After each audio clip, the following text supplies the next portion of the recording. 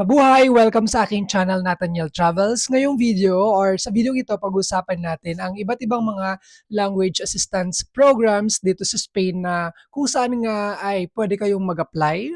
And bilang isang Filipino passport holder, pwede niyong applyan itong apat na programs natin pag-uusapan ngayon. Ito yung pinaka-common at sa tingin ko ay itong mga programa na to mas malaki yung chance ninyo na makapunta dito sa Spain at makapagturo ng English. Ito yung tinatawag nating English Language Assistant Program. Pag-usapan natin ang programa ng Ministry of Education, ito yung parang DepEd no, ng Spain. Pag-usapan din natin ang BEDA, ang USETAM, ang programa ko ngayon, at ang ikaapat ay ang Institute of Franklin. Ayan. Etong apat na programs na to, isa lang yung hindi ko pa na-try, which is BEDA or BIDA ang tawag. Again, welcome sa aking channel, Nathaniel Travels, at umpisa na nating pag-usapan. So, ang goal ng video ito ay para ma-share ang tawag nito, yung parang differences no, ng apat na program na to. At titignan natin mamaya kung ano nga ba yung pinaka-perfect dito sa program na to. Maaring nag-apply na kayo sa isa sa mga programs na to or baka sa other programs na hindi natin babanggitin ngayon. But anyways, ito yung sa tingin ko ay pinaka-the best no, ng mga language assistant program dito sa Spain. Kung hindi mo pa pala alam ang language assistant programs, ito yung programa ng iba't ibang sektor ng edukasyon dito sa Spain or type ng education na kung saan kumukuha sila ng mga native na English speakers para magturo or mag-assist ng subject at saka iba't iba pang mga subject language gaya ng biology, history, natural science sa mga estudyante, no? Okay, so mag-umpisa na tayo. Ayan, unang-una, pag-usapan natin ang Ministry of Education. Ito yung program na kinuha ko dati kung saan ako ay pumasok no, dito sa Espanya. Ito Ministry of Education, by the way, itong apat na programs na to, pag-usapan natin yung type of school, yung level, kung ano yung mga tinuturuan, yung number of hours, mga stipend, insurance, payment, number of hours, and so on. Okay? Okay guys, ang una nating pag-usapan ay ang Ministry of Education. Sa Ministry of Education, mapupunta po kayo sa mga public schools, which is mag-work kayo ng mga 16 hours or less every week, di ba? Napaka less haggard niya kung tutusin, kung lalong-lalo na kung may experience na kayo sa pag-work, kung galing na kayo sa ang tawag nito, sa company, let's say for example, no? So mas parang trangkilo kayo. Ayan. Stipend, normally pag sa Madrid at saka Valencia, 1,000 euros every month yan. Kasya naman na siya para sa mga expenses or mga gastusin. Sa ibang mga regions, 800 plus hanggang 900 plus dahil sa tingin ko mas mura yung upa doon no, sa mga ibang regions. Insurance, meron kayong private insurance na magagamit nyo sa check-up, cleaning. Meron lang yung mga treatment, guys, na yung mga expensive treatments na hindi kasama dun sa private insurance. Kahit anong program yan, okay? Ang payment normally, end of the month or before the end of the month or possible na hanggang sa first hanggang fifth ng following month. Ayan. Meron lang yung mga region actually na may history ng late payment, gaya ng Valencia for example. Hindi ko lang alam sa Andalusia kung nagkaroon na rin sila ng mga late payment history, no? What else? Time duration, mag-start po kayo ng October 1. Kung yung October 1 is Saturday or Sunday, yung pinaka-first na Monday na October, hanggang June, pag sa Madrid, end of June. Pero sa ibang mga regions, hanggang end lang siya ng May. Okay? Program and stay para sa mga Pilipino, kung kayo ay Filipino passport holder, 2 years siya maximum. No? Dati 3 years yan. Region, pwede halos sa lahat except sa Navarra, Catalonia, at saka Ceuta and Melilla, no? As of this year, last year to kasi wala pang available na information ngayon, sooner mag-open sila, okay? Study, hindi kasama sa Ministry of Education. So basically, pag sa Ministry of Education ka magtuturo ka lang ng English, dun sa school, hindi ka mag-aral. No? Unlike other programs na kailangan mo mag-aral. Spanish requirement, dati wala, pero ngayon kailangan na nila ng DELE na A1 or Ciela Global na A1. Okay? Ang sabi sa website ng Ministry of Education, applicants who do not comply with the requirements cannot be considered for the application process. So, unfortunately guys, no, kailangan yung mag-aral or kumuha ng certificate ng Spanish certificate. Ayan. Teaching requirement, sobrang chinek ko yung website nila, no, wala akong makita. So, none. Hindi kailangan ng meron kang teaching background. No? Language certificate requirement, hindi rin kailangan na meron kang mga TOEFL requirement or any English or Cambridge certificate, hindi kailangan. Age limit, wala akong makitang information. So far, wala. Ayan. Application process, sa Ministry of Education, meron silang stage 1 at saka stage 2. Yung stage 1 nila, nag-run from mid-September through partner universities. Kung may bakanteng slot, nag-open sila ng stage 2. Tinignan ko yung website nila, so far wala pa yung available na information. Yung website pala guys ng Ministry of Education is Educacion FP or fpydeportes.gov.es/Filipinas. Ulitin ko, www.educacionfpydeportes.gov.es/Filipinas. Ayan. Check nyo yan sa kanilang website. Ang Embassy of Spain in the Philippines, nasa Makati yan. Again, ang application period, wala pang available na information, but this month, siguro sa mid, no, mga January 15, they will add link to book an appointment. Yun yung una yung gagawin is mag-book ng appointment. And then pumunta kayo sa appointment, and then I think on the spot, sasabihin nila kung pasado ba kayo or hindi. Ayan. Okay, so yun guys, ang Ministry of Education. Ngayon dito sa Ministry of Education, merong slot for Philippines. Kung puno, yun yung reason kung bakit gusto kong i-discuss yung other programs kasi pwede, option B ba, ganyan. Meron pa kayong ibang programs na pwedeng applyan. Okay? Pag-usapan naman natin ang BEDA or BEDA, hindi pa ako nag-apply dito. So para sa BEDA guys, yung mga type of schools na inyong papasukan ay mga konsertado and private. Yung konsertado is half financed by the government and then half financed by private entities or sectors, ganyan, or institution. Yung level ninyong tuturuan is the same sa Ministry of Education, infant, primary, secondary, bachillerato, and pwede rin magkaroon kayo ng mga placement na mapunta kayo sa mga vocational schools. Ito yung parang mga test na nila, no? And in some cases daw, based sa kanilang website, pre-infant groups from 0 to 3. Ayan. Para meron ako na narinig dito, which is parang, alam mo yun, aside from singing, dancing, it's more on hele-hele, ikaw talaga yung magbabantay sa mga bata, ganun. So, dapat prepared na kayo dyan. Para pala sa mga hindi nakakaalam, pag sinabing infants, 3 to 5 years old. Parang kinder sa Philippines, no? Pag primary naman, 5 years old hanggang 11 years old, elementary. Secondary, 11 years old hanggang 16. Ito yung junior at saka senior high school ata or junior high school lang. Bachillerato is 17 to 18. Wala tayo sa Philippines nito. Baka ito yung senior high school. And then yung vocational courses is like parang TESDA, ganyan. Number of hours sa BEDA, pwedeng 18 to 24 every week. So, mas mahaba yung hours nito kesa sa Ministry of Education. Ang stipend, hindi ko siya mahanap online kasi hindi pa updated yung kanilang website. But then, based dun sa narinig ko dati is like, nagre-range siya from 900 euros hanggang 1,100 euros. Mas maganda ang payment pag sa Ministry of Education. It's like sa BEDA, mas mag-work ka ng extra. Kasi like parang sa Ministry of Education, yung 16 hours is 1,000 euros. Dito sa BEDA is like 16 hours is like 800 euros, something like that. Parang gano'n, no? Etong 1,100 na sinasabi dito is like mag-work ka na ng more than 16 hours. Ayan. Kung ako, I prefer Ministry of Education when it comes to number of hours, no? Tsaka yung sa stipend, okay? Sa insurance, you will be covered by private medical insurance. Parang sa din lang, Ministry of Education. Pero dito sa BEDA, ang maganda rin dito is that you will also have an access to the public health system, okay? Yung Centro de Salud, which is maganda yung healthcare system nila dito sa Spain. Paano ka magkakaroon ng access dahil magbabayad ka po ng Seguridad Social or yung Social Security? Ito yung isang kagandahan sa BEDA, no?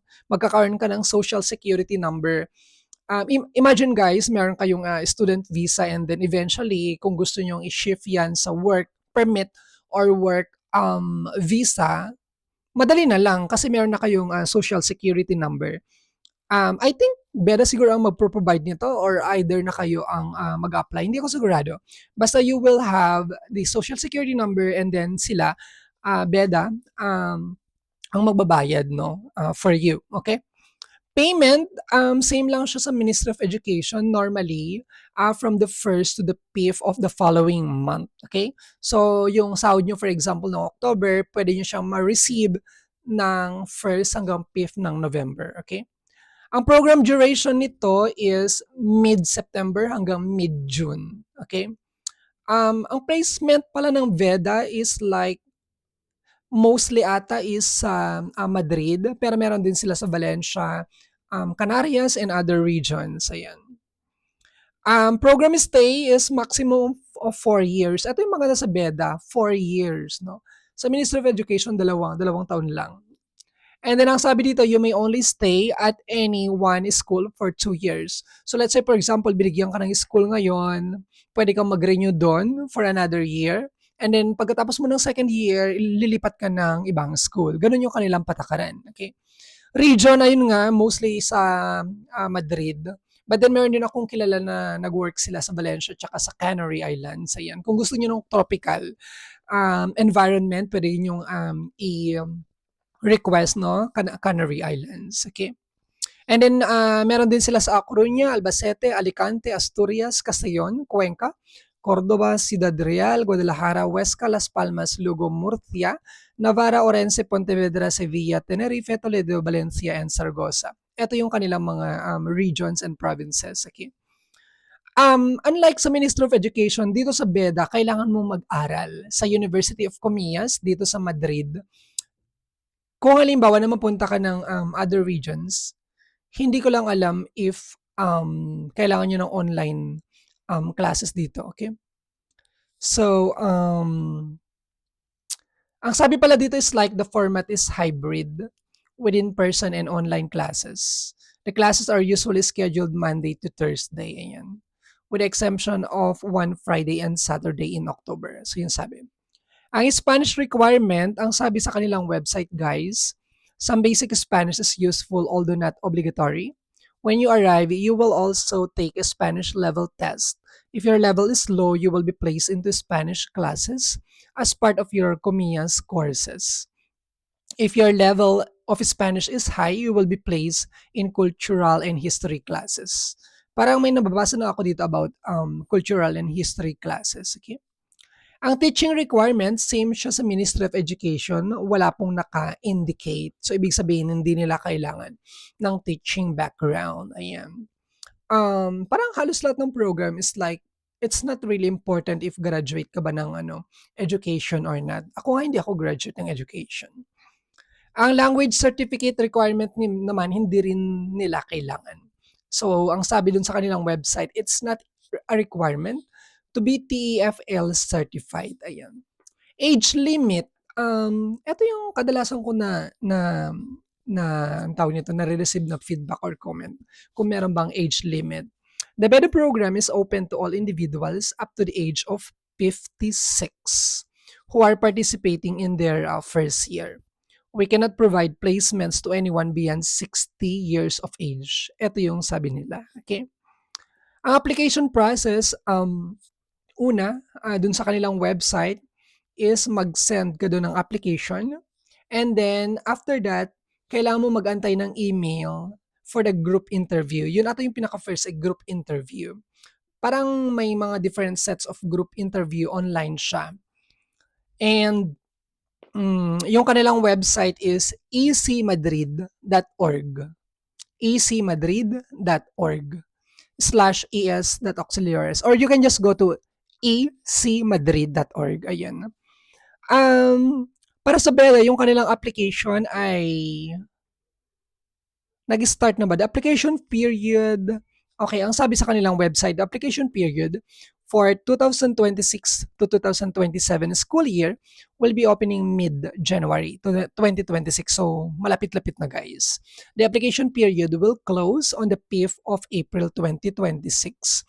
And we may open applications again at the end of June. Ito yung sabi. Siguro if halimbawa na hindi nila napuno yung slot at kung nagkaroon ng problema siguro yung mga na-approve or let's say sa kanilang mga visa or whatever and then dun siguro sila kukuha, no? Para mga backup, parang ganyan, okay?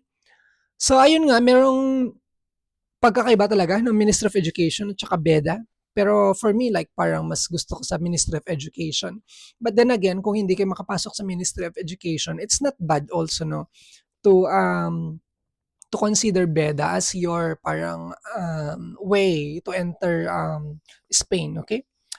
Ang pangatlo natin guys na program na pag-usapan ay ang tinatawag nating USETAM or USETAM. Ito yung programa ko ngayon. Ayan. Ang type of school dito sa USETAM ay mga konsertado at private. Yung sa school ko ngayon is konsertado. And interestingly, it's a non-bilingual school. Ayan. First time ko mapunta sa non-bilingual school. Dito sa USATAM, ang mga level ng mga tuturuan po ninyo ay infant, primary, secondary, bachillerato, some vocational schools, and it may include preschool children. So dun sa school ko, for example, is napakalaki niyang school. Lahat actually ng level ng mga bata is nandun na, no? From pre-infant hanggang formation professional or yung vocational courses meron doon. So, yung tinuturuan ko is from ESO, yun yung kanilang secondary, tapos bachillerato, tapos meron ako mga formation professional students or yung vocational courses. So, medyo wide yung range ng mga tinuturuan ko ngayon. Okay. Depende kasi yun minsan sa requirement ng school, kung ano yung hinahanap nila or kung ano yung gusto nilang gawin mo, no? Or i-assist mo, ganyan. Number of hours, 18 or 26 hour. Pag 18, parang siguro yung stipend nyo dito is like 900 something. Pag 26, 1,300. So, binigyan nila ako ng 26 hours. So, ang na-receive ko from them is 1,300 every month. Ayan. Meron din silang insurance. Meron kaming insurance which is Asisa. Isa siyang private insurance. I think mostly ng placement ng USATM guys is Madrid. Yeah, parang Madrid lang ata siya. And then, sa payment naman, napaka-on time naman, based dun sa aking experience, pumapasok siya at the end of the month or possible na ma-delay siya hanggang sa 5th day ng following month.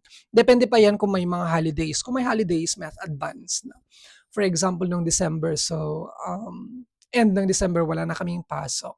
So before Christmas, pumasok na yung sahod, ganun.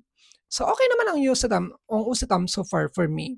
Ang program stay dito sa USATM ay 2 years. So, this is my first year. So, ibig sabihin, pwede pa akong mag-renew for next year. Tapos yung program duration, guys, is like from late September hanggang June 12. Ito yung this year, no? Hindi ko lang alam kung magkakaroon ng pagbabago next year. So, nag-start kami, I think, September 26. Ayan. And, ayun, tama nga yung sinabi ko, mostly ng kanilang affiliated schools ay dito lang sa Madrid. So kung kayo ay talagang mas bet nyo mapunta sa Madrid, I think USATM ay magandang choice, no? Para sa inyo. Ayan. Dito sa USATM, para siyang BEDA na kailangan mong mag-aral sa university, you know? Meron kaming schedule dito. USATM Language Assistants will participate in a mandatory training program with the Universidad Autónoma de Madrid, which includes 7 in-person classes. So like, nagbigay sila ng schedule na every Thursday for us. Tapos, ang ginawa nila is like, dinivide nila yung group. Merong group A, group B. Let's say for example, ang group A, alas 4 sila pupunta. Mga 2 hours lang ata yun. And then yung group B is 6 o'clock, ganyan. So alternate naman yun guys. Hindi naman siya haggard kasi you can ask for permission naman sa school kung halimbawa na meron kayong class and then just go to the university, ganyan. So yan, mag-aaral kayo sa, yes, like us, sa Universidad Autónoma de Madrid. Okay naman siya, hindi naman siya haggard. Wala namang thesis dito. Ayan. And what else? Spanish requirement, wala po. Hindi nila kailangan ng Spanish requirement. Teaching requirement, wala din.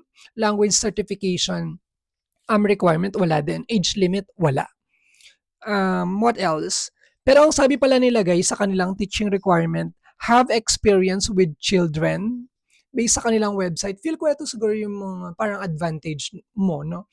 Kung meron kang teaching or experience sa mga bata. Ayan. Application process, basically pupunta kayo sa website nila, mag-apply kayo dun online and then wait for the next step. Kung halimbawa siguro na hindi kayo mag-move forward, sasabihin nila doon, or kung tutuloy-tuloy pa kayo, i-email naman nila kung ano yung mga next nyong gagawin. Ayan. Last year, yung application period, it ran from January 13 to March 28. Ito yung last year. And then, kung meron silang bakante, let's say for example, sa website mo, post sila doon, no? Or parang feel ko nagpo-post din sila sa Linggo Bongo. Ayan. But this year, wala pa, no? Hindi pa available yung application period. So, kailan ulit nag-start last year? January 13. So, medyo malapit-lapit na. Ang website po ng USETAM ay colegiosbilingüescooperativos.com or .com. Again, it's colegiosbilingüescooperativos.com. Or pwedeng punta ka lang sa Google, lagay mo lang doon na USETAM, UCETAM Language Assistant Program. Ayan. Lalabas na doon yung kanilang website. Additional information pala, ang maganda pag sa mga concerted schools, no, or depende sa school, merong free lunch. Like sa akin ngayon, libre yung aking almuerzo or yung lunch. Ayan. So, okay naman for me, ang USETAM. Okay, let's go to the fourth program, which is in Institute of Franklin. Ito ay nagawa ko na siya 4 years ago or 3 years ago ata. So, okay din naman. Ang type of school, para siyang USETAM, no? Concertado and private. Meron pa pala silang public. Ayun. Kasi meron silang option A at option B. Okay. Pag option A ka, mapupunta ka sa concertado or private. Pag option B, public, para Ministry of Education. Ang level ng tuturuan mo, the same sa mga other programs. Infant, primary, secondary, bachillerato, vocational, or mga language school. Ayan. Number of hours, 16 to 25 hours, depende kung mapunta ka sa option A or option B. Ang stipend, depende rin kung nasa option A ka or option B. Ang insurance, private. Lahat actually sila, private insurance. Siguro maganda lang sa BEDA kasi nagbabayad sila ng SS. So may access ka rin sa public health care. No? Payment, the same sa other programs. End of the month or hanggang sa 5th of the following month. Program duration from late September to early or mid-June. Sa amin dati parang September 23 yata siya hanggang June 6 or 7. Ayan, depende yan sa school din minsan. Ang program is stay 1 year. Ayan, 1 year lang siya pero you can study again and then magkaroon ka ulit ng another placement for another year. Parang wala tang limit. Okay, ang region niya, Madrid. Okay, study, mag-aral po kayo ng master's sa Universidad de Alcalá sa kanilang 8, no? One of their 8 masters, okay? And ang Spanish requirement, I think A1, pero tinitingnan ko sa website nila kasi hindi pa updated. Kasi mag-open today, okay? January 12, yung kanilang application. Ayan. So yan yung application nila na pwede nyo gawin online, no? January 12 hanggang March 20, yun yung nakalagay sa Facebook page nila, okay? So, teaching requirement, wala. Language certificate requirement, wala din. Age limit, wala din. So, ang gagawin lang ninyo is mag-apply kayo online and email to follow. Ayan, makaka-receive po kayo ng mga email kung ano po yung mga next steps, okay? Yung website po nila, instituteoffranklin.net. instituteoffranklin.net. Meron din silang Facebook page, Institute of Franklin-UAH Study Abroad Programs. Ayan. Or pwede rin kayong mag-email sa kanila, admissions@instituteoffranklin.net kung meron kayong mga katanungan. Minsan yung closing date pala ng application period, possible na ma-extend siya depende kung kailangan pa nila ng another or additional students, ganyan. Okay, so nung nag-study ako sa Institute of Franklin, meron din kaming free lunch at naka-receive din kami ng Christmas box gift. Ayan, napakagalante at saka napaka-generous ng school namin no'n, ayan. So, okay naman sa akin ang Instituto Franklin. I'll compare na lang sir yung other program. Yung apat na program na 'to, Ministry of Education, BEDA, USETAM at saka Instituto Franklin, for me, ang pinakagusto ko is Ministry of Education dahil, hindi ka mag-aaral, naka-focus ka lang sa, pagtuturo ng mga bata 'no or sa program. Meaning to say mas marami kang time, puwede kang kumuha ng mga part-times, puwede kang alam mo 'yun, mas marami kang time to socialize and do whatever you want to do.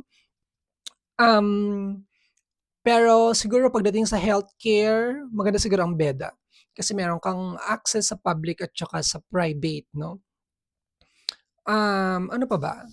Payment siguro based sa experience ko USETAM kasi, mas madami yung time na binigay sa akin, so mas malaki yung stipend. Meaning to say kahit na parang hindi ka na maghanap ng private classes or tutor 'no, or extra, mabubuhay ka 'no. Maganda nga, last December for example, so 2 weeks, 3 weeks lang kaming trabaho tapos kumpleto pa din yung payment mo. Um, Siguro ang pinaka hindi ko gusto sa Instituto Franklin is like sobrang haggard, ang dami mong ginagawa lalo kung, merong thesis. So, ang hirap i-manage yung time and at that time parang, I received less than €1,000. So, even, financial nahirapan din ako nun dito. Hindi ko pa na-try ang BEDA but then what I don't like about BEDA is, masyadong mahaba yung time mo and, mas maliit yung nare-receive mo na stipend. Pero siguro ang maganda sa BEDA is 4 years. Sila yung pinaka mas madaming time 'no. So, halimbawa kung napunta ka dito sa Madrid and then 4 years ka, o di okey na 'pag ma-extend ka. But then again guys, dun sa experience ko, pagkatapos ko ng ministry, nag-jump ako sa Instituto Franklin dahil gusto kong, ma-maintain yung legality ko dito sa Spain 'no, yun yung reason ko dati.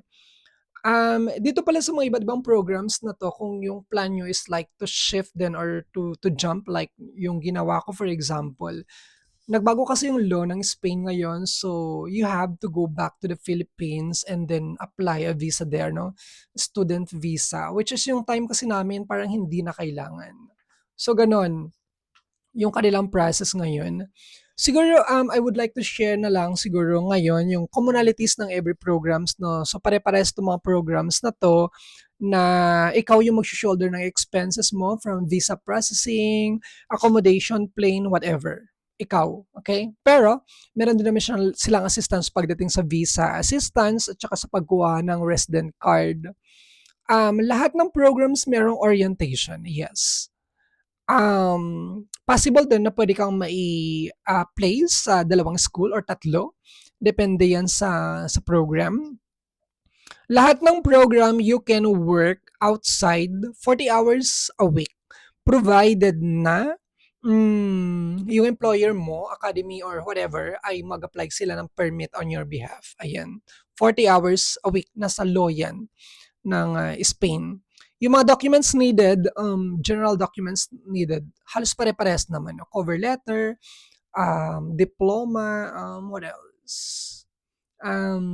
NBI certificate, yung mga ganyan 'no. Recommendation letter, ganyan, okay.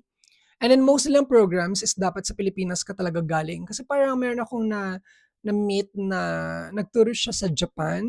So yeah, sa Japan ata meron siyang program dun. And then kailangan niyang bumalik ng Philippines para mag-apply ng, visa 'no, student visa sa Philippines, okay. And all of the programs kailangan po ng university degree 'no. Although may program dito na puwede kang mag-start kahit hindi mo pa nakukuha yung diploma mo, but then, um 'pag patapos na yung program kailangan mo pa ding i-submit yung diploma mo, ayan. So sana nakapag-share ako ng konting information sa inyo at may compare 'tong apat na programs na 'to kung ano yung parang pinakagusto niyo. But then again for me like these programs are pathway lalong-lalo na kung gusto niyo maging, citizen 'no or nasyonalidad, makakuha ng nasyonalidad dito sa Spain. These programs are pathway and they are really, good ways 'no, legal ways para makatuntong kayo at makaapak dito sa Spain. So, it's either you consider one of these programs for me, it's a good, decision 'no. Lalo-lalo na kung talagang dream niyo or pangarap niyo na makapunta dito sa Spain, trabaho or